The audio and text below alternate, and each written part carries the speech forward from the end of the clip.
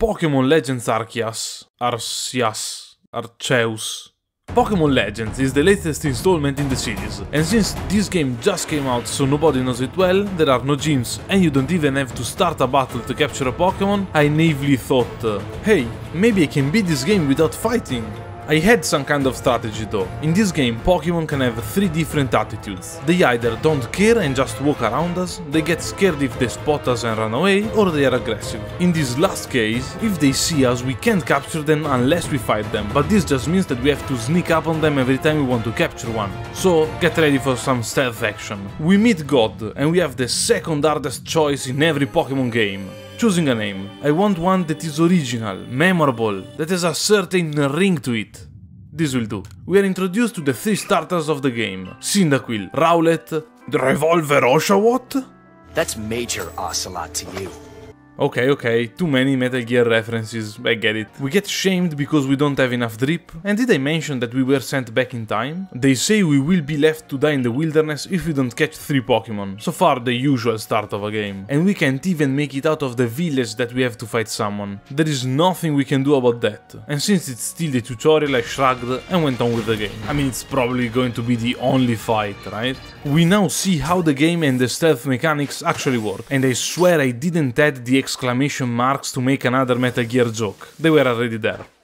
I can add the sound though. Here we have the second problem of the run. In the tutorial for the aggressive Pokémon, we are forced to fight it. We get instantly noticed no matter what we do, talking with Akari will reset it but we still get seen. And we can't drop spoiled apricorns to stun it yet, as far as I know. So, I accepted my fate, and I didn't quite fight. I just threw a Pokéball and got her on the first try. It's still the tutorial, so I decided to proceed and simply avoid fighting from now on. I get back to the captain and come on, I have to fight him too? Oh, that kind of combat, cool. Wait, does this invalidate the run? We now see the main progress system this game has. Every Pokémon has a set of challenges you have to do in order to complete its Pokédex entry. Some of them are more important than others and will award 2 points, while the other will give us 1 point. At 10 points we completed the Pokédex entry for that specific Pokémon, and this is also the experience we have to increase our rank. Every challenge is 10 or 20 XP and completing an entry is 100 XP on top of that. Our main problem here is that many of these challenges involve defeating Pokémon in battle, or seeing them use a certain move in combat. We obviously can't do that, so we have to hope we have enough challenges to complete with the small amount of Pokémon we can find for now. There aren't many aggressive Pokémon for now, so catching them is pretty easy, but this Weasel was basically impossible to catch, since there isn't any tall grass around where I can hide, and it can spot us from really far away. Completing challenges without being able to fight proves harder than I thought, but after spending 2 in-game days in a field capturing enough Bidoof and Starlight to cause an ecological collapse, we get the first star rank. That is an alpha Pokémon. They are empowered versions of Pokémon that will always be aggressive and are usually higher level and harder to catch. In this case it's a level 40 Rapidash, so I booked it as fast as I could. We get our first star and we have to meet our friend at the training field. I don't like where this is going. You guessed it, we have to fight her, and of course it's mandatory. I mean, it's only the second battle, that's probably all of them. We have a type disadvantage, but at this point we caught around 30 Pokémon, so we have a full team and it isn't a problem. They tell us some stuff about fighting that I didn't care about since I won't fight. Please ignore the number of fights counter. Not you again? How many rivals are there in this game? Oh, okay, just wants to talk. We have 2 ways to get XP for our team in this game: gathering materials and capturing Pokémon. So, if for any reason we are going to have to fight more in this game, being under-leveled is going to be a real problem. But as long as people only have 1 Pokémon each, we should be good. Why is everybody waiting for me at the bridge? Ah, come on. Wait, I know! We are going to beat the game without fighting wild Pokémon. That should work. Oh, an alpha Pokémon. I can just throw a ball and capture it, right? Right? We're forced to fight, but since I captured it with the first ball it isn't really fighting, and many other lies I like to tell myself. We get back to headquarters, where we can see 2 folks arguing outside the building. I wonder how the respective clans are called. Here in the region of Hisui that is absolutely not Sinnoh. Oh, it's Diamond and Pearl. Well, at least we don't have to fight them. This is where I spent 20 minutes looking for free Bidoof and remembered that I was recording a video and I maybe should just do the main quest. I still got the Bidoof, I'm no quitter. I'm the only one who thought Bibarel was bigger. I thought they were like bear-sized. Yeah, like that one. We need to reach a frenzied Pokemon to calm it, and we meet Lian, who is that Pokemon warden. He says it's too dangerous, so we have to fight him to prove we are worthy, and because his clan leader said to not let anyone pass. We demolish him, and he says that we still can't pass. Then Irida comes, tells him that she sent us here, and we still can't pass. So the point of the fight was to make me lose the challenge, I guess. We get back to the professor, that decides to shape the food into balls, and has us throw them at the Pokemon to calm it. You again! We don't have to fight, right? Ah, okay, they're just giving us a Pokemon to ride around. We get to Cleaver to calm him, and oh, come on, why do we have to fight you two? What's the problem with you people? You keep saying that I'm a savage for keeping Pokemon in balls, and then you start a dog fight at every chance you get. Whatever. We can now finally calm Cleaver, and these boss fights work all in the same way. We have some bombs to throw in to basically deal damage, and the Pokemon will try to rip us to pieces. And what we should do is throw out our Pokemon after they get stunned, so we can deal an insane amount of damage to it after we win the fight. What I'm going to do instead is keep on dodging the attacks and just deal damage with the bombs. And it's definitely not intended, but still doable. Thankfully we have a dodge that has invincibility frames, so we can get through most of his attacks. Wow, this is literally the Dark Souls of Pokemon games. We calm it down, and the people there start talking about the religious and social implications about what I did. So I book it, as any sane human would do. The captain with the hardest mustache on this side of the world tells us that there are more noble Pokemon that we have to quell, and I hope I won't have to actually fight them. Our next quest is talking to a warden about a Pokemon that should be frenzied, but to get in the next area we first need to have a higher rank, so back to the grind. I won't show you all the Pokemon I had to catch, but it was a lot of them, since I can't fight, and as soon as an aggressive one sees me, I have to run away. Hey, what is she doing out there in front of the only exit there is? What do you mean here I am? It's 2 in the morning, you were clearly waiting for me. We get to the next area, where we want to help an old lady that hates us, but at least she doesn't want to fight us. Oh, yeah, of course, we have to track down some thieves that stole an artifact. But first, let's have a Pokemon battle. Sure, we explore the area a bit, and then we get ambushed by the thieves, that I now notice have Pokeballs. Coping and seething right now. Wait, is that a death threat? Do I need witness protection? We bring back the artifact, and now we can finally meet the enraged Ursaluna, only that it isn't actually enraged, and we have to fight it. And since the old lady doesn't want us to do it, we can't even capture it. We take him down, but hey, is it really fighting if he's still standing after being defeated? Probably, yeah. We can now ride the bear to find treasure, and we go back to HQ because we suspect treason, since Ursaluna became enraged only after he met a Diamond Clan member. The Diamond Clan chief sends us to find said member, and we do that thanks to the bear. And turns out she's just dumb. It isn't treason, she just wanted to calm an actually frenzied Pokemon. There could be many political jokes about being so dumb that you accidentally commit treason, but I won't make any. Here we find ourselves in a special event this game has. It's called a Space-Time Distortion, where you find many materials that can be sold for an insane price, and rare Pokemon that can be only found here. Not super relevant, but it made sense to mention it. We make it to Lilligant, where I know it sounds impossible, but we aren't forced in a Pokemon battle, and instead we can simply fight the boss. The game reminds us that the dodge has invisibility frames, and we are going to abuse them in this fight. I don't know how much damage you are supposed to deal them before summoning Pokemon in a normal playthrough, but the countless hours in Dark Souls helped me get here in a bit less than 2 full cycles. It helps that we can get hit a bunch of times before fainting, and again the iframes in the dodge really come clutch in many situations. We manage to calm her down without much trouble, and we get back to HQ. There may be times where we will be forced to fight. It already happened, boss. Weren't you watching the video? It happened like 20 times at this point. The girl that committed treason decides to stay at the village, and some more settlers arrive at this area. And wait, is that a Drifloon playing with a kid in a cutscene? Should I help him? Oh, too late. The new girl in the village works at a hairdresser, and I can't change my look based on no particular video game character whatsoever. What? Ekans isn't in this game? There goes half the jokes I wrote for this video. Our next quest is in the coastlands, so as usual we have to grind a bit and catch some Pokemon because we need to get one more star to go there. But this is where I realized that every Pokemon that gains Pokédex points by eating food is really useful because completing their entry is basically free. Oh, cool, I'm more of a base guy myself, but to each their own right. You want to fight me? Yeah. Why is my question too. And not only we're forced to fight, but it's even a 2 against 1 situation. And I think it's the first time it happened in the series. Not that it's a problem, we have 6 of them. But it all depends if in the future they'll have more than 3. Because since we don't fight at all, our level and statistics in general are really low. Look at this round fella, Pokeball sized. We meet the warden of this place, that has 2 Growlites that will for sure not be involved in the story. And we need the Basculegion to reach the Volcano Island, so we go on the other side of the coast to meet Iscan. Somehow we don't have to fight Volo when we meet him again, and Iscan is really worried and scared because we have to catch a Dusclops. And I'd say that he's right in being worried, because catching these really aggressive Dusclops is ghastly. Get it? Because it's a ghost type? I'll see myself out.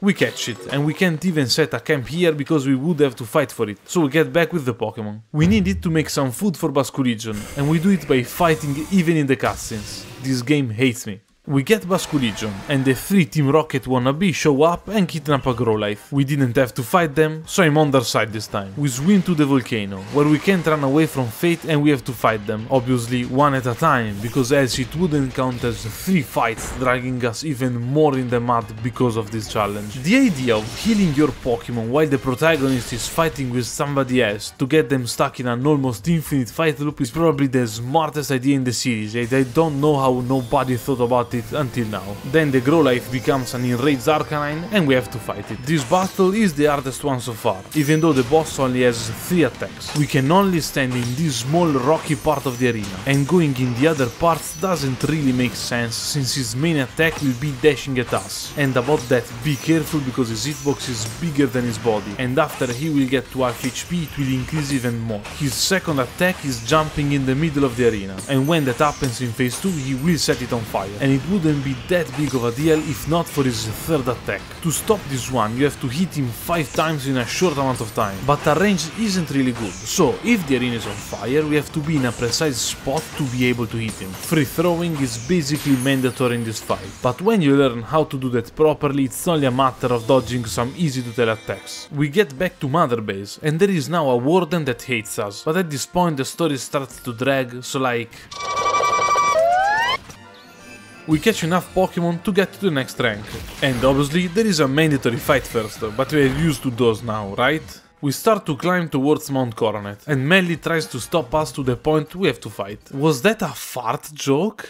Really? I got a level 47 Porygon Z in a Distortion previously, so the fight is really easy, but they decide that they didn't actually lose and simply walk away. Makes perfect sense. You want to fight me too? Oh come on, I thought you were cool and dandy. Porygon is still really strong and he has 3 Pokemon, but it doesn't really matter. After that, we get Snizzler and we climb up mountains thanks to him. We get to almost the top, and after the same fart joke as before, we can fight them again. Now it's a 3 vs 1 fight, and my Porygon is damaged from the previous fight, but it's still pretty easy since it's 2 first evolution Pokemon and my Porygon almost takes out his strong one on the first attack. This dude still doesn't want to let us fight the noble Pokemon, but thanks to the Diamond Clan Master we can. But wait a second, we were together at HQ when we fought, and we both had to come here, and you simply waited around and made me lose time fighting this guy? Also, how did you get here? I hate to use a Pokemon that can climb mountains with a comically large basket to reach this point. How did anyone get here? And now pretty sure that every NPC in this game is a Ditto, but I have to fight the enraged Electrode. With this boss, the dodges are less useful, mostly because of how the only attack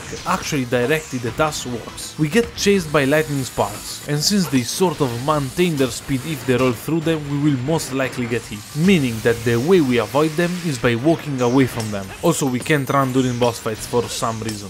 While we avoid the sparks, some Voltorbs will fall down and blow up, so that sometimes dodging a hit becomes really hard if we get an unlucky Voltorb pattern. That said, getting hit isn't that bad, since all the following hits while we are on the ground will deal no damage but will destroy the sparks. So, until the boss will throw some more of them, we can deal almost free damage. After it gets to half HP, it will be more dangerous, and in this case, that means that the sparks will be blue and slightly faster. It tries to blow up after a cycle of attacks, and here is where we need to dodge properly, but also where we could be able to throw out our Pokemon. Still, we get a bit of free damage and we take it down. Ah, I love this fella. Ladies, if your guy is wearing a strangely cut jacket, has a fancy looking hat and keeps throwing out poses, he's not your guy. He's a JoJo reference.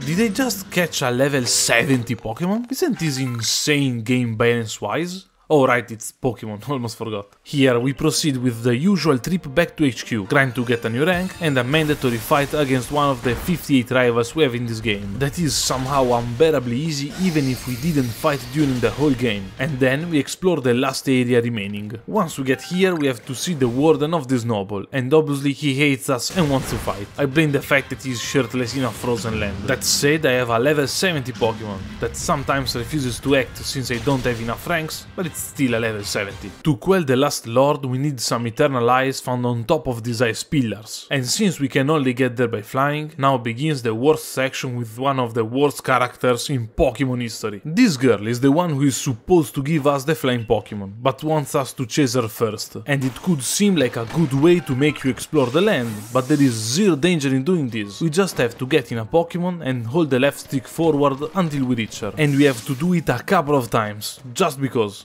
Oh, I hate you with all my heart. We get into this temple, and we have to solve some puzzles to proceed.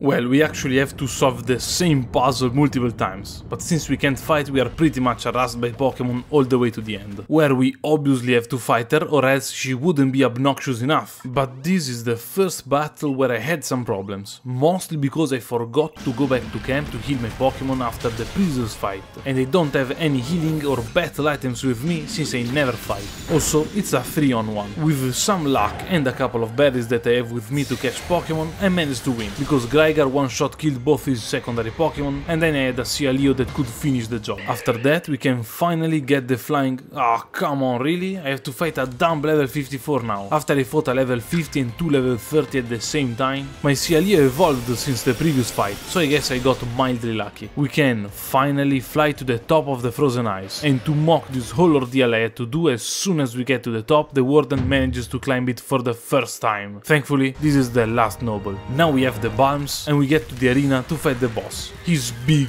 like really big.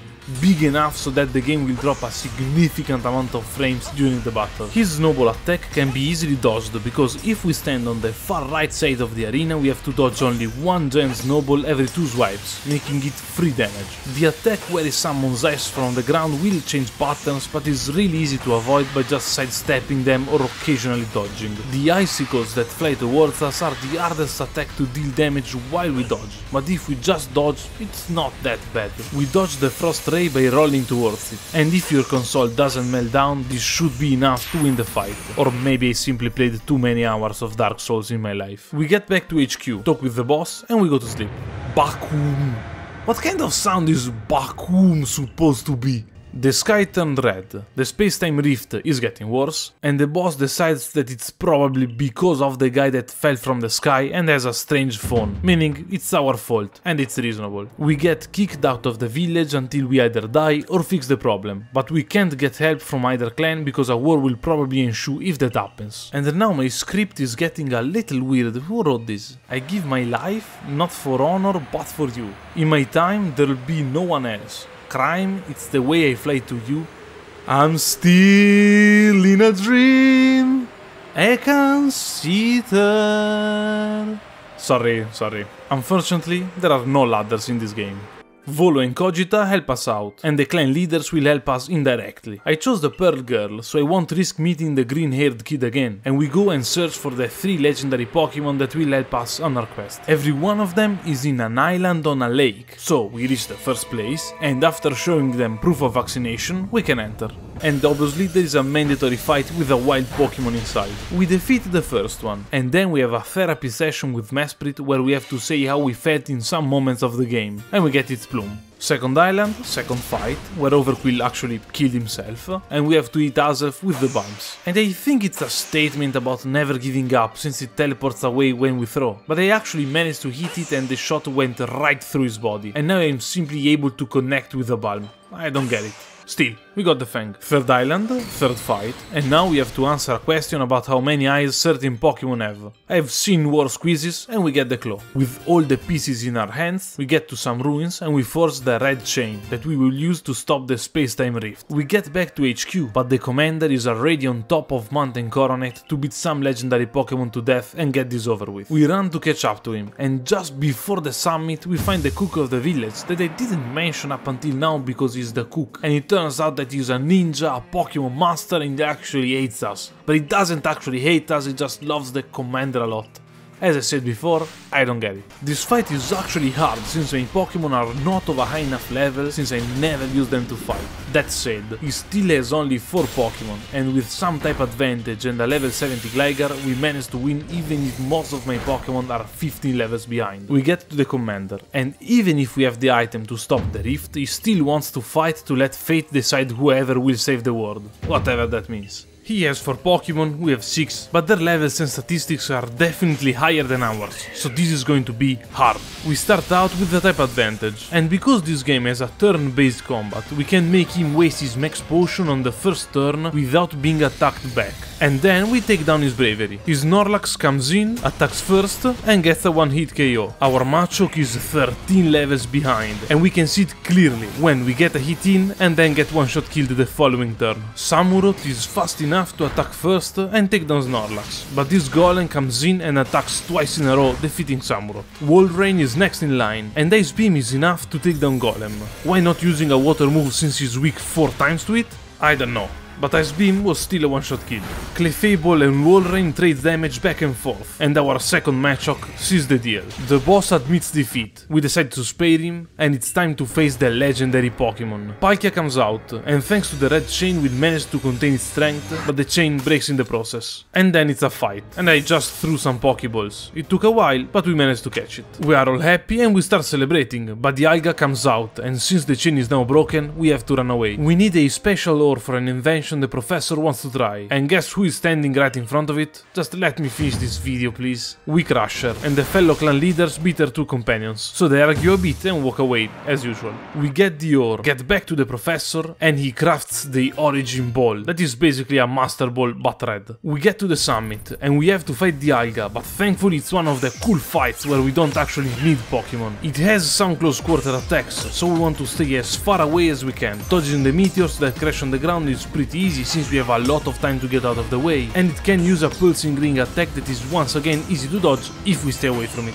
The meteors set the ground on fire, but just avoid it, and in phase 2 there are going to be more meteor attacks that we can easily sidestep and deal damage while we do it. We need to dodge just a couple more pulses, and we can take it down using the Origin Ball. The space-time rift closes, the credits roll, and I can ask, can you beat Pokemon Legends Arceus without fighting? No. Among Us?